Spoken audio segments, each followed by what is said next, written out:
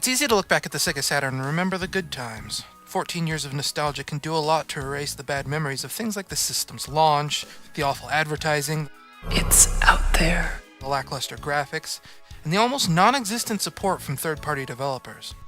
But if it wasn't for the efforts of the competition to bring 3D graphics to the mass market, the Sega Saturn might have actually had a chance. The Saturn simply wasn't designed to handle complex 3D graphics, but the buzz around Sony's polygon-pushing PlayStation was hard to ignore. Despite Sega hastily slapping a 3D processor into the Saturn, its ability to handle 2D graphics was, at the time, a force to be reckoned with. Enter Astal.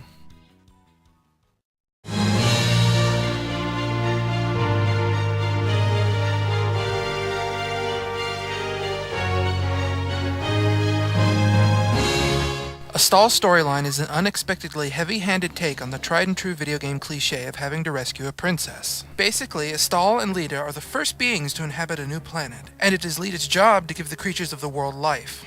An evil monster called Gerardo wants to kill Lita so that he can reshape the world in his vision, but Astal battles Gerardo to prevent this from happening.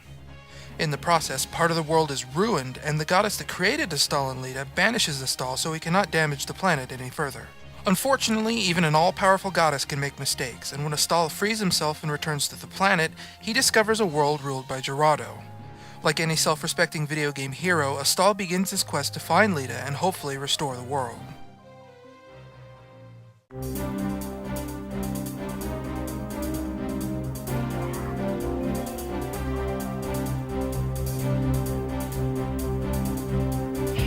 Graphically, Astal is a sight to behold.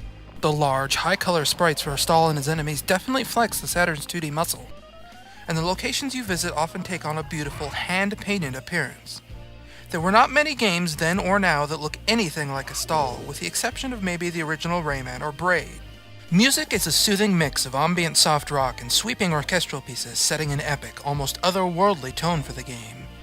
Though Astal contains a fully animated introduction sequence, the majority of the game's storyline is told via fully voiced static murals shown after each major boss encounter. Though by today's standards these cutscenes may seem primitive, for those fresh off the Super Nintendo and Sega Genesis, this was cutting edge. However, games need to be more than just great graphics and great music.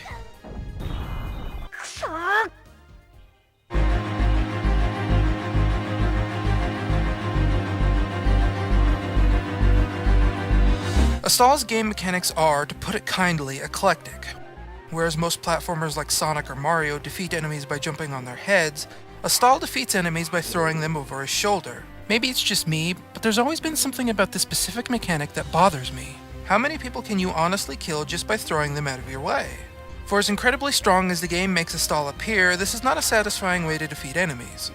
Astal has other maneuvers at its disposal, such as a double axe-handed punch that can be executed from the air, and the ability to punch the ground to stun enemies.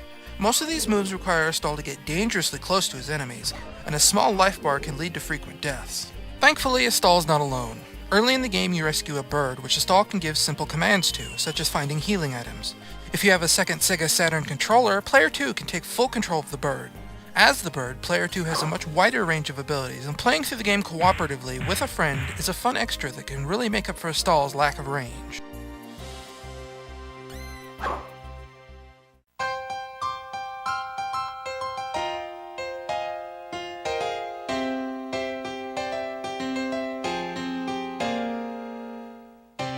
Though it does have some quirky controls, Astal primarily suffers from being in the wrong place at the wrong time. As the industry moved towards cutting-edge 3D graphics and Sega's grip on gamers' wallets weakened, many simply passed over Astal. Though I'm not suggesting everybody run out and play it right this moment, the game is what it is, a showcase of the 2D capabilities of the Sega Saturn and a beautiful game.